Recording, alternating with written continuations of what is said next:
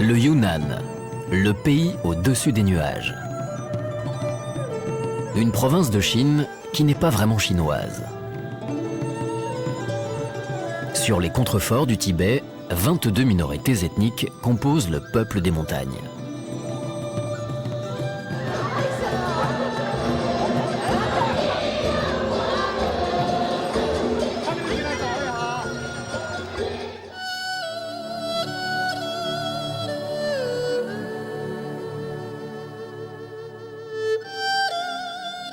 Notre voyage commence au nord-est du Yunnan, dans la région du lac Lugu. 80 000 personnes vivent au cœur du territoire Mosuo. Chaque jour, je dois marcher. Le matin, très tôt, je vais jusqu'au temple dans la montagne. Je brûle des encens et je fais une prière. Pour les Mosuo, la montagne Ganmu est la grande créatrice, la mère qui console de tous les maux.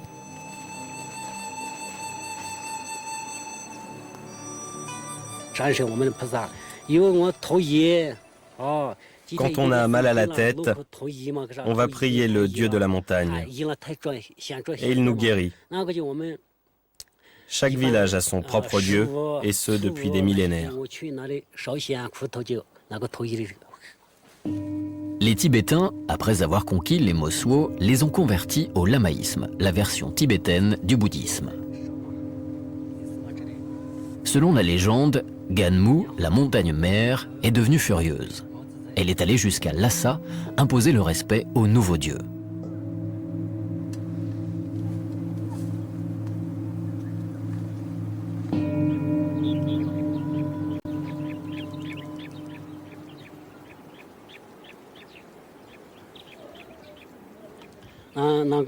Chez nous, notre dieu, la montagne, c'est comme une personne. Derrière la montagne, il y a le dos, et puis devant, c'est le visage. C'est devant le visage que l'on a installé le village.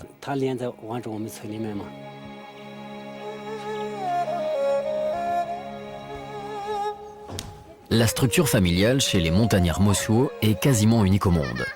Les enfants vivent chez leur mère, sans le père. Les biens et le nom de famille se transmettent par les femmes. Un système dont les hommes comme Sige n'ont pas l'air de se plaindre. Quand on a des enfants, il faut les élever. Mais nous, les hommes, on les éduque peu.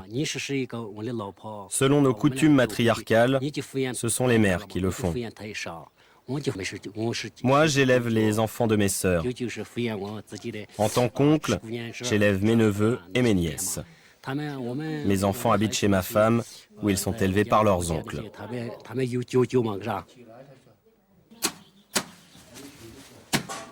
Le chef du clan, c'est la grand-mère. Elle contrôle tout, les récoltes des champs, les fruits des jardins et les animaux à chasser. Elle gère l'argent et le redistribue à tous ses enfants de manière équitable. La grand-mère est aussi l'autorité morale qui veille à l'éducation et à l'équilibre du clan. Quand il s'agit de prendre une décision, je discute avec mes frères. Mais c'est moi qui décide de l'organisation de la famille, du travail de chacun. Je dis qui doit aller faire des études, qui doit travailler à l'extérieur. On discute, mais j'ai le dernier mot. L'autorité des grands-mères est telle que les conflits se règlent à l'amiable et la criminalité est quasiment nulle. Les femmes pensent que les hommes sont bien trop paresseux pour être responsables de quoi que ce soit. Mais pour les tâches ménagères et la cuisine, ils sont les bienvenus. Pour certains anthropologues, une survivance des mœurs qui prévalait aux origines de l'humanité.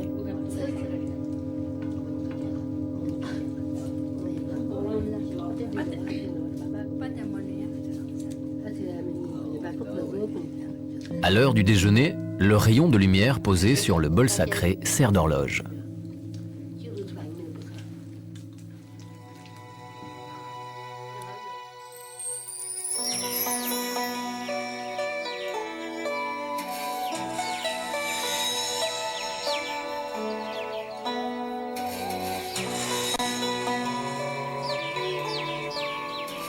La spécialité des femmes Mosuo, c'est le tissage du lin.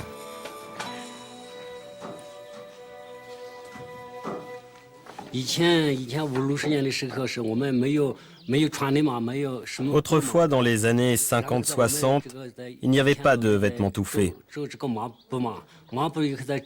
On devait les tisser nous-mêmes. On tissait avec ces métiers.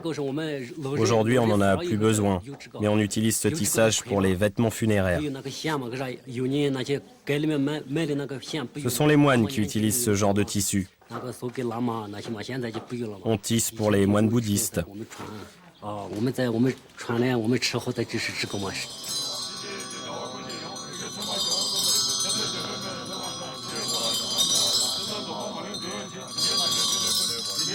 Dans le village voisin, c'est jour de funérailles. Des moines sont venus célébrer la cérémonie sous la direction du Daba, le chaman des Mosuo. Chaque offrande a une signification symbolique.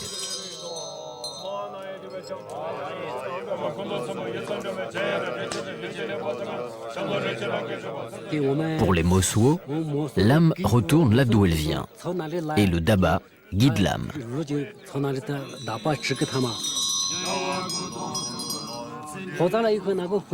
L'âme monte au ciel avec la fumée. C'est la signification de la crémation.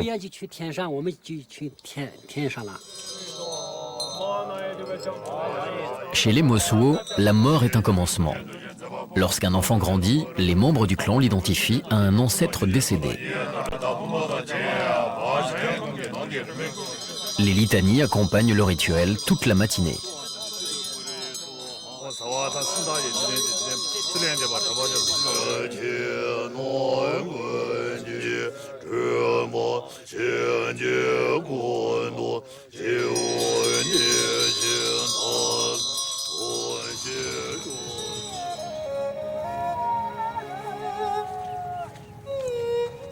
Sige part rejoindre ses frères dans leur campement installé face au village.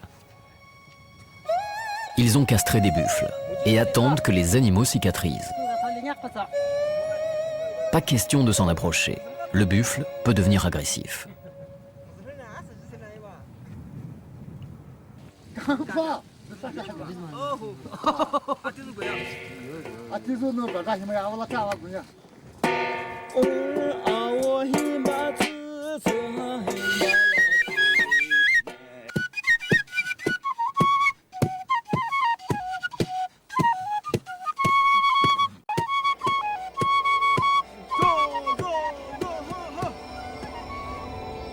La torpeur du village n'est troublée que par quelques passages de moto. Nous sommes quand même au XXIe siècle. Alors qu'en Chine, il n'est pas rare qu'on abandonne les filles à la naissance, chez les Mosuo, les femmes décident de tout, même de leur sexualité.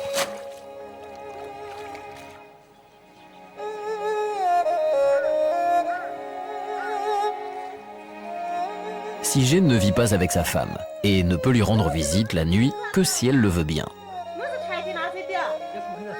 Inutile d'insister, sinon il trouvera porte close. Ici, les hommes courtisent les filles mais s'inclinent devant leur choix.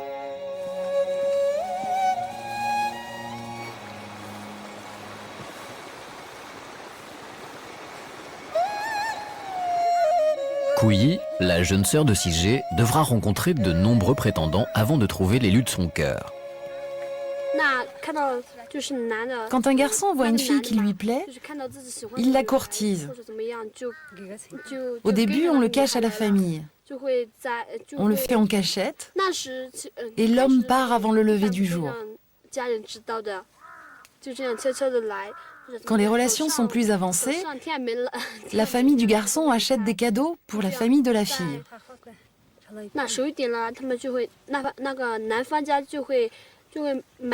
Ce sont des cadeaux utiles. Il se rend dans la famille de la fille pour parler à sa mère et pour lui demander son soutien.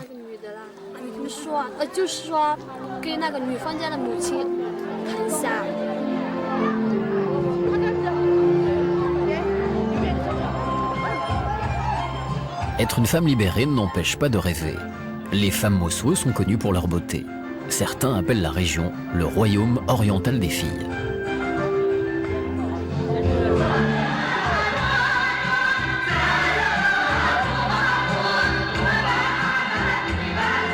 Les garçons, eux, ne quittent pas leur chapeau, même lorsqu'ils ne sont pas sur leurs chevaux mongols.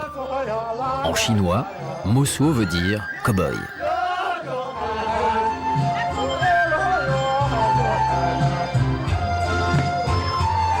En Chine, les femmes Mosuo ont aussi la réputation d'être des accros du sexe. Si la coutume leur permet de tester plusieurs partenaires dès l'adolescence, une fois mariées, elles restent fidèles au père de leurs enfants, même s'ils font foyer à part.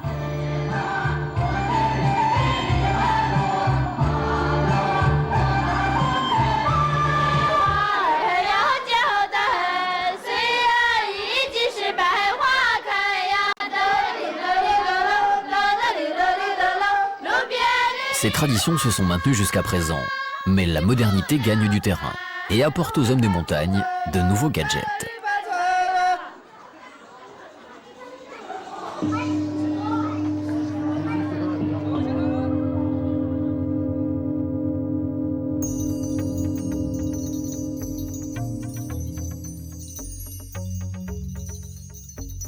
Changement d'univers. Nous nous rendons à Dali, une ville de 500 000 habitants située sur le plateau fertile des monts Kanshan, à 2000 mètres d'altitude. Dali est devenu un centre de commerce et de tourisme. La population est à majorité Han, c'est-à-dire chinoise.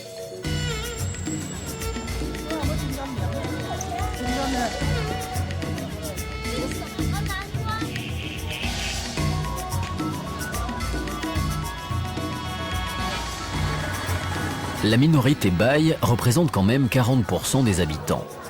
On reconnaît les femmes Bai à leurs costumes rouges et blancs et à leurs turbans bariolés. Bien que Bai, Xiongduan ne porte pas le costume traditionnel. Cette ethnologue voyage beaucoup et éprouve toujours la même émotion quand elle retrouve sa ville et ses montagnes.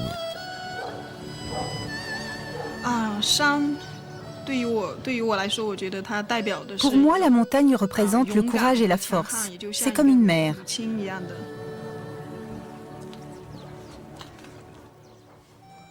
Il y a un proverbe qui dit « Quand on la contemple, elle remplit notre âme. On ressemble à la montagne, on devient grand. Quand on contemple la mer, elle remplit notre être. »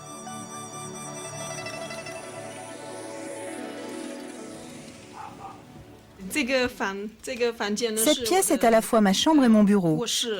Je trouve ça pratique parce que quand je travaille le soir et que je suis fatiguée, je peux me reposer. J'avais un copain français. Il était de Lyon et je suis Bai. Au bout de 5 ans, on a pensé qu'il était temps de nous marier. Ses parents étaient d'accord. Il est venu chez moi, il a demandé ma main à mes parents, il m'a offert une bague. Selon la coutume Bai, pendant la première année de mariage, on doit habiter chez les parents. Ce n'est qu'à l'arrivée des enfants que l'on peut être indépendant et fonder son propre foyer. En octobre, il disait qu'il m'aimait. Mais en décembre, quand il a su qu'il devrait habiter chez mes parents, son amour a disparu.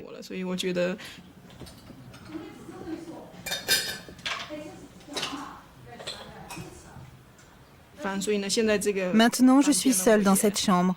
Je continue à l'utiliser, à étudier l'anthropologie.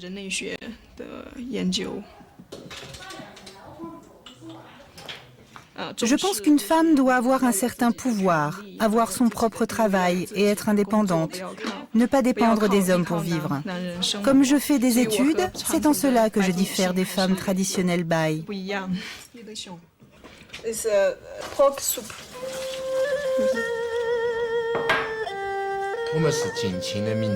Ma femme et moi sommes des tribus Yi et Bai.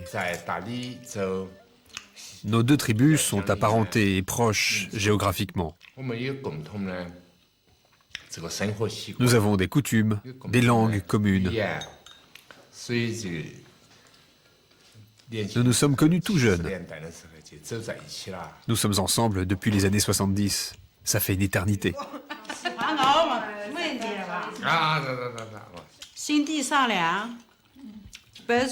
Il faut dire que je suis gentille.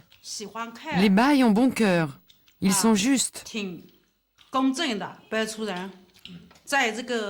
Parmi toutes les minorités, les Baï sont réputés pour leur générosité.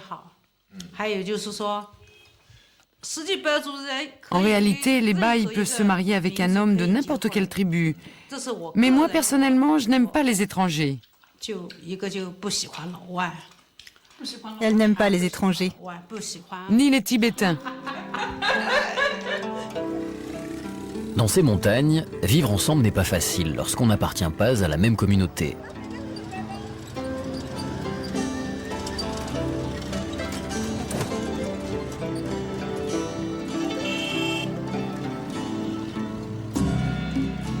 Ce jour-là, dans un village voisin, on célèbre un mariage Baï.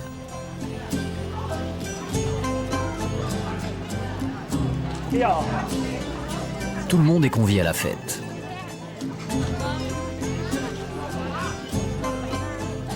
Les hommes comme les femmes sont au fourneau.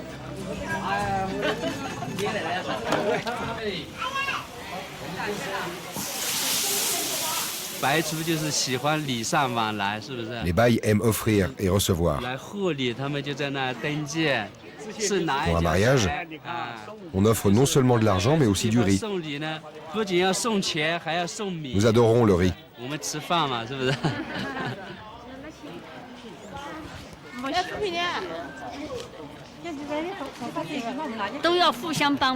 Il faut s'entraider, que ce soit pour les proches ou les gens du village. Tout le monde vient donner un coup de main. Je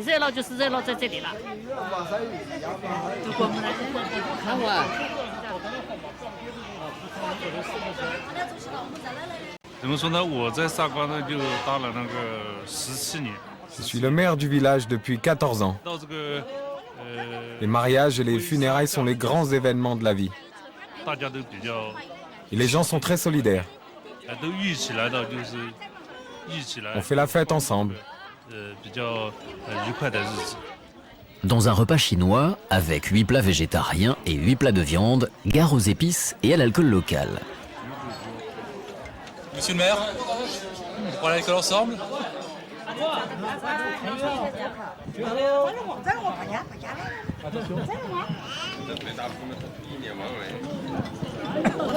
C'est bien. Je vois que tout le monde rigole autour. 60 degrés. Hommes et femmes font table à part.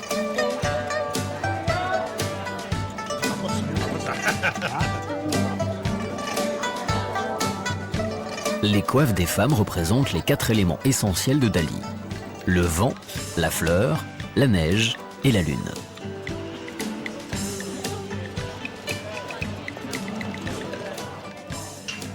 Lorsque le repas est bien avancé, les mariés font leur entrée. Ils viennent de s'engager pour la vie, avec la montagne comme témoin sacré.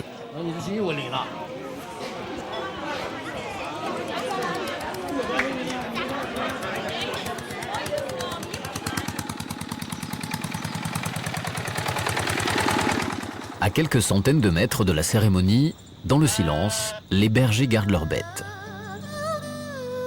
Ici, rien n'a changé. Nous sommes dans un village Naxi, une communauté de 260 000 personnes d'origine tibétaine.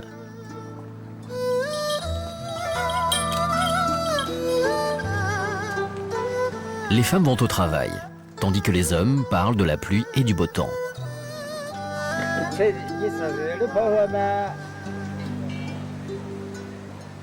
À plus de 60 ans, Xingfeng est particulièrement préoccupé par le changement climatique.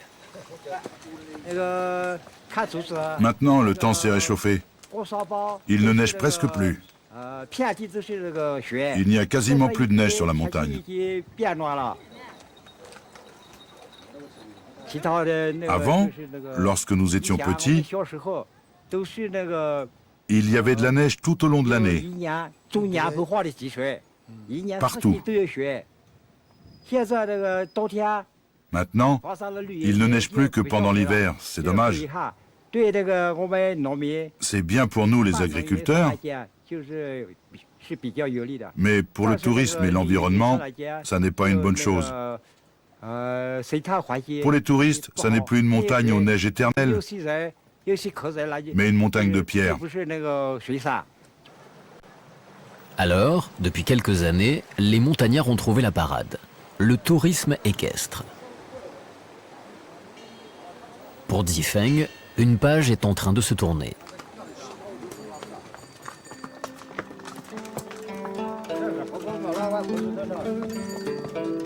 Zifeng rentre chez lui pour nous faire admirer sa tenue de berger. Il est beau mon gilet en peau de chèvre. Autre fierté, son livre de chevet, le dictionnaire Naxi. Les Naxi ont leur propre écriture, des pictogrammes assez rudimentaires. Ça, c'est le mot montagne. La terre. Le serpent. C'est le serpent qui mord. Ça, c'est l'homme. C'est le serpent qui mord l'homme.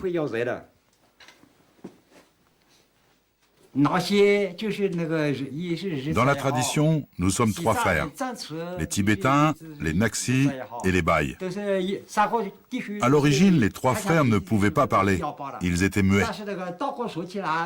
Lorsque le Tibétain a parlé, ses paroles sont devenues la langue tibétaine. Le second frère a parlé en Bai, c'est devenu la langue Bai. Les paroles du frère cadet ont donné la langue Naxi.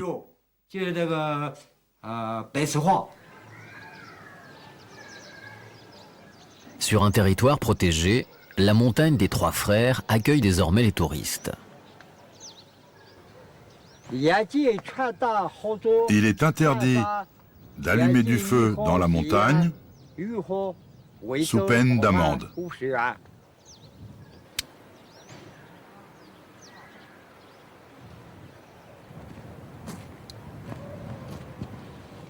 L'altitude est très élevée et les températures très basses. On ne peut pas y habiter.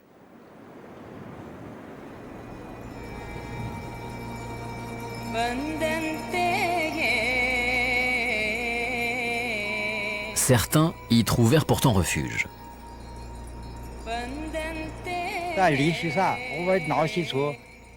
Chez les Naxi, il y a une légende qui date du Troisième Royaume. C'est l'histoire de deux jeunes gens amoureux dont les parents ne voulaient pas l'union. Pour échapper à des mariages arrangés, ils sont partis sur cette montagne. Ils y ont vécu un peu et ont fini par se suicider. Depuis, les amoureux malheureux viennent se tuer ici.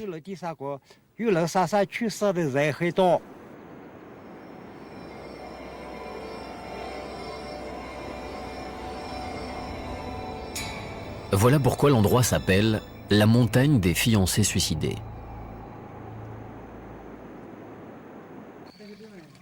Dans les faubourgs de Dali, Hanoun vient revoir la maison de maître que sa famille a occupée pendant 20 ans, du temps de la révolution culturelle.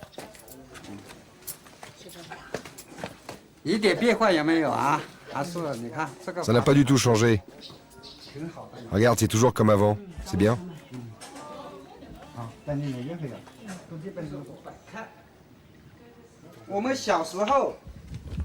Quand j'étais petit, il y avait une paire de lions en pierre. Je montais dessus pour jouer. Cette porte est d'origine. Jusqu'à la révolution culturelle, la maison appartenait à des intellectuels. En 1966, Mao a expulsé des centaines de milliers de propriétaires pour les remplacer par des familles de paysans comme celle de Hanoun. Moi, j'ai grandi ici. Quand je reviens à Dali, il faut que je revienne voir la maison. C'est l'endroit que j'aime.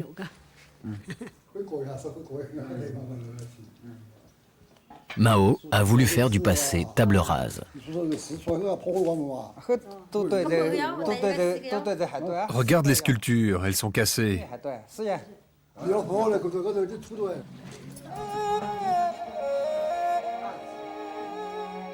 Même s'il a pu en profiter comme paysan, Hanoun repense parfois au régime maoïste et à ses crimes.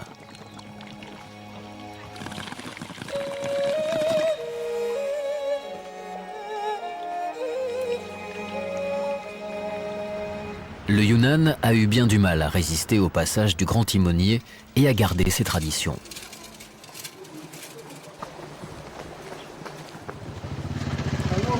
Dans ces montagnes, on continue de porter ses récoltes sur le dos. Les paniers de bambou artisanaux restent le moyen de transport le plus courant.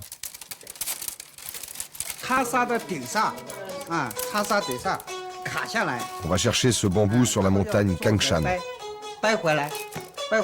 On le charge sur le dos pour l'apporter à la maison. Ensuite, on l'épluche et on en fait les paniers. Maintenant, c'est la saison des moissons. On utilise ces paniers pour aller chercher le maïs dans les champs. On le porte comme cela, avec la courroie.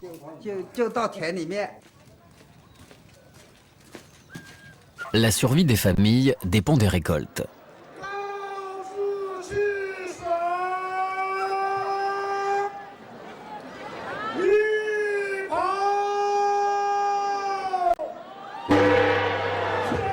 Au 26e jour du 6e mois lunaire, c'est-à-dire entre juin et août selon les années, les Baïs célèbrent la fête des torches pour éloigner les mauvais esprits des récoltes.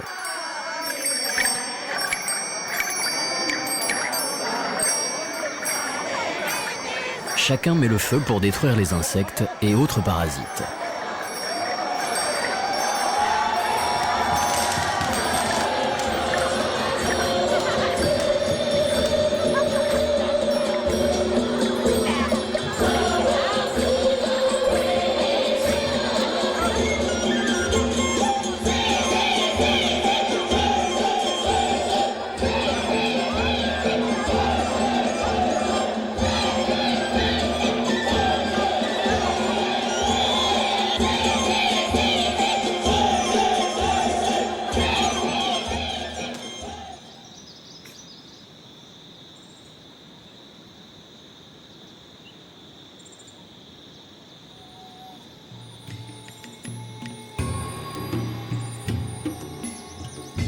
Plus haut, sur la montagne Kangshan qui surplombe Dali, le paysage semble vierge. Tout a été reboisé.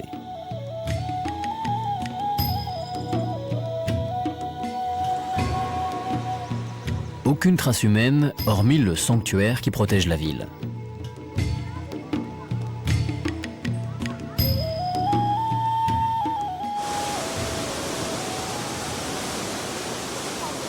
L'eau coule en abondance et les Baïs sont passés maîtres dans les techniques d'irrigation indispensables pour la culture du thé.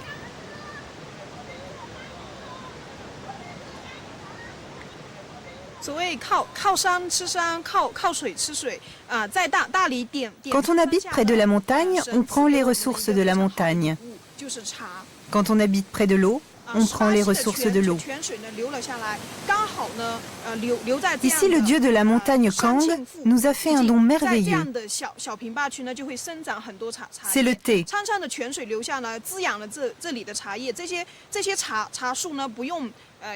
L'eau qui ruisselle de la montagne nourrit cette terre qui nous permet de cultiver du thé.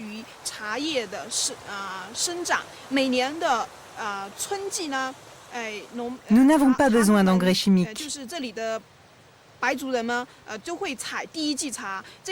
Chaque printemps, les Baïs font la première récolte. Ici, on ne peut pas cultiver du riz ou du blé.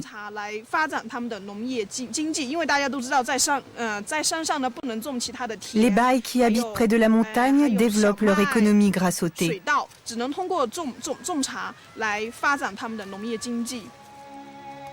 Selon la légende, le thé serait apparu très exactement en 2737 avant notre ère.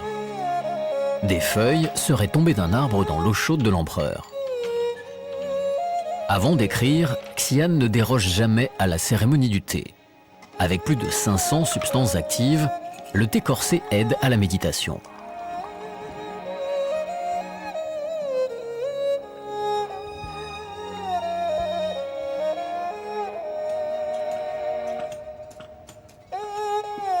Le marbre est l'autre richesse de Dali. D'ailleurs, en chinois, marbre se dit littéralement pierre de Dali. Il y en a sur toutes les façades. Xian nous fait visiter la ville avec une ancienne ouvrière. Les femmes étaient autrefois les plus habiles pour tailler le marbre. Dans la montagne Kanshan, il y a en tout 19 carrières. J'ai commencé très jeune à porter du marbre. Je le descendais de la montagne sur mon dos. Nous, on taillait la pierre à la main. Il n'y avait pas de machine. Désormais, les blocs de marbre sont découpés par des lames de fer arrosées de sable et d'eau. Il y a 12 siècles, le marbre servait à payer le tribut que devait le royaume de Dali à l'empereur Song.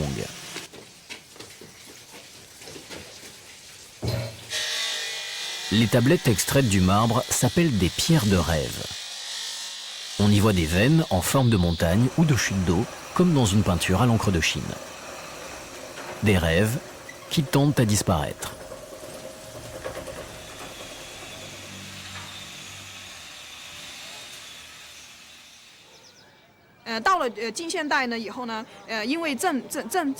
Depuis la modernisation, le gouvernement trouve qu'aller chercher du marbre sur les hauteurs risque de gâcher la beauté de la montagne Kanshan. Au fronton des maisons de marbre, on trouve cette inscription. La montagne Kanshan n'a jamais rien dessiné, tout était déjà inscrit dans la pierre.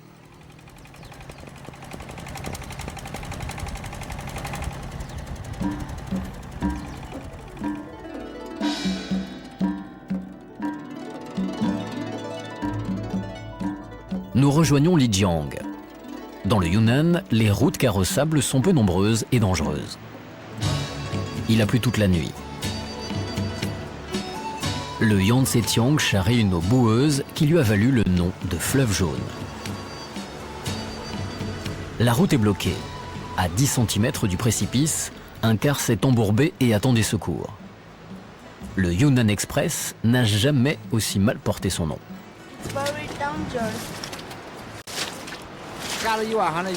Quand il a plu toute la nuit, ce qui arrive souvent, il y a des coulées de boue. Chaque fois qu'il pleut, les voitures sont bloquées. D'un autre côté, il suffit de quelques coups de pelle pour dégager le passage.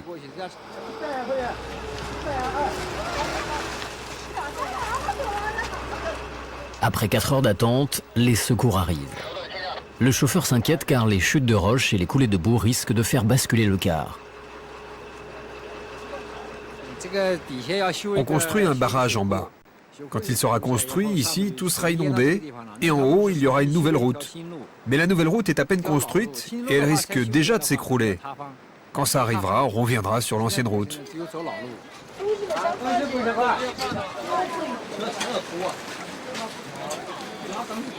L'équipe de secours dégage enfin les touristes.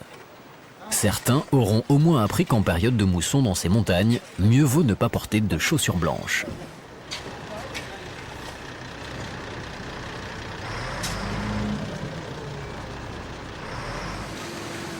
La circulation reprend. Les blocs de pierre tombés de la montagne rappellent que dans ces paysages calcaires, l'érosion et les éboulements rendent pratiquement impossible toute construction.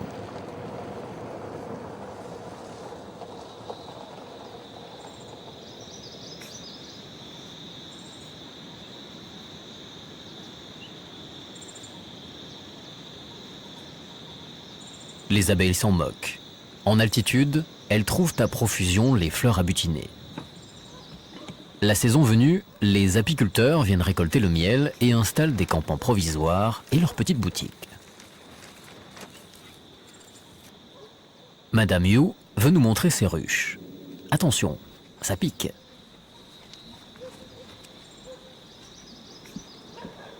Je me protège juste le visage, pas le reste. Dans les années 2000, 30% de la consommation européenne de miel venait de Chine.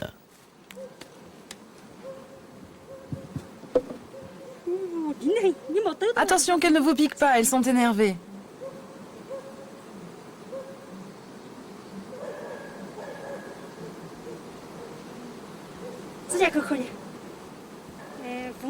Nous, on récolte le miel une fois par jour. Il faut dire qu'elles sont très productives.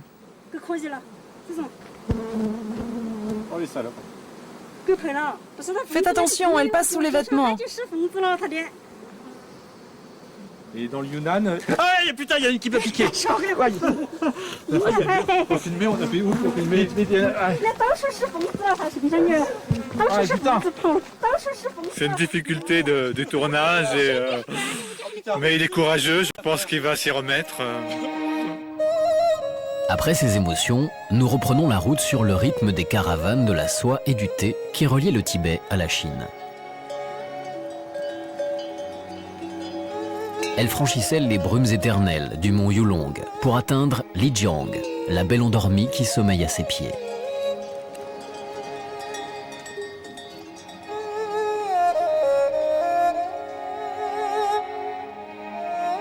Dans cette ville, à majorité Naxi, vit Jianfu, un commerçant.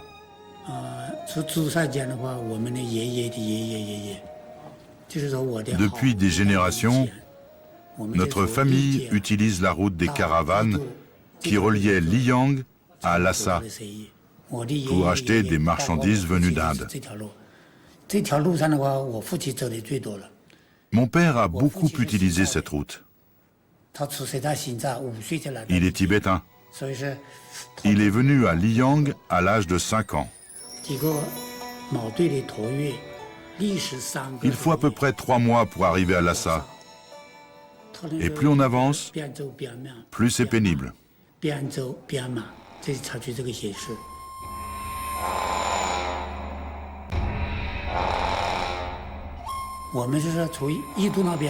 Pendant la guerre sino-japonaise, cela nous a permis d'acheter des marchandises en Inde, des cigarettes anglaises, des bières étrangères.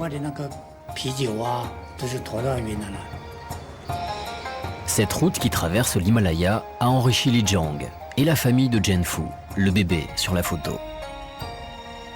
Grâce au commerce, en 1943, ils ont pu bâtir leur maison, fierté de l'héritier.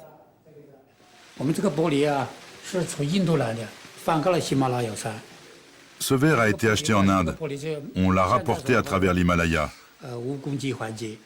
Aujourd'hui, ça coûterait une fortune. On n'en trouve plus sur le marché.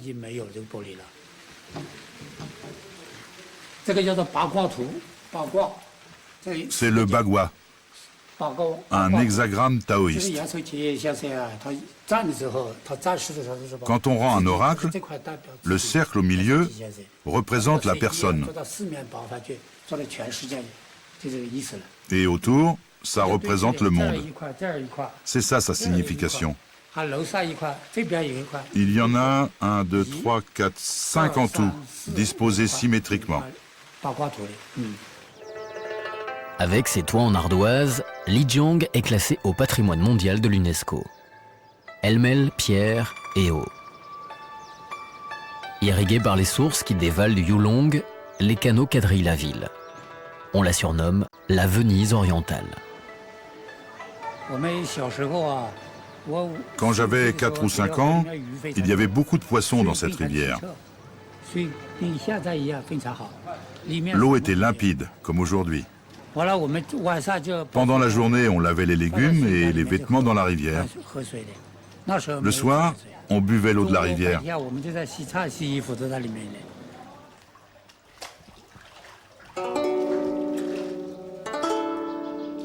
Des panneaux rappellent qu'il faut prendre soin de l'eau. La ville doit faire face à l'arrivée massive des touristes.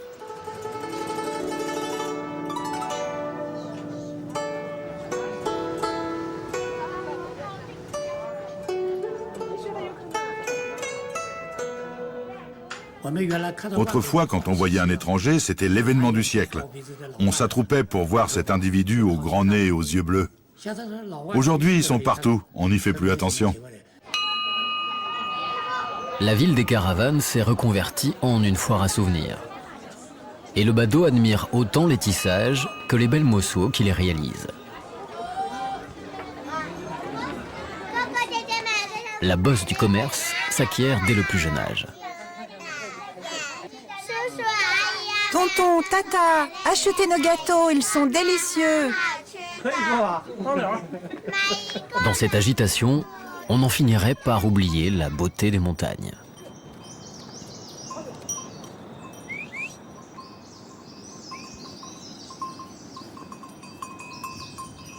Dzimi Lodje est un moine tibétain en pèlerinage en Chine. Il s'impose de gravir des centaines de marches pour atteindre les 3200 mètres de la montagne Jizou, appelée la montagne de la patte de poulet.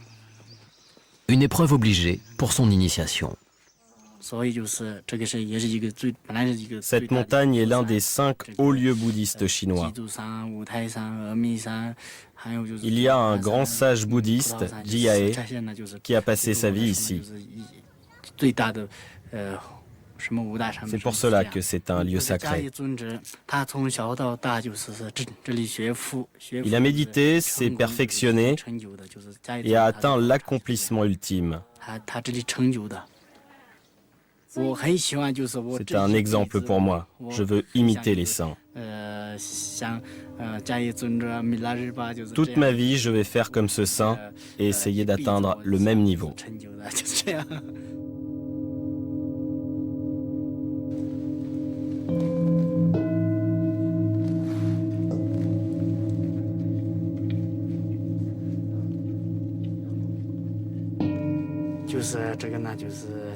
Cette montagne s'appelle Jizou. Les gens viennent ici pour prier, faire des offrandes pour leur prospérité et leur bonheur. C'est pour leur propre bien.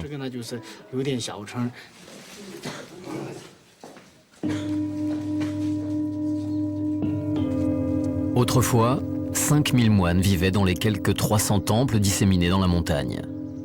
La révolution culturelle voulait tout balayer. Depuis, la religion est revenue. Aujourd'hui, Dzimi Lodje peut prier pour tous les peuples du Yunnan, les plus montagnards de l'Empire du Milieu.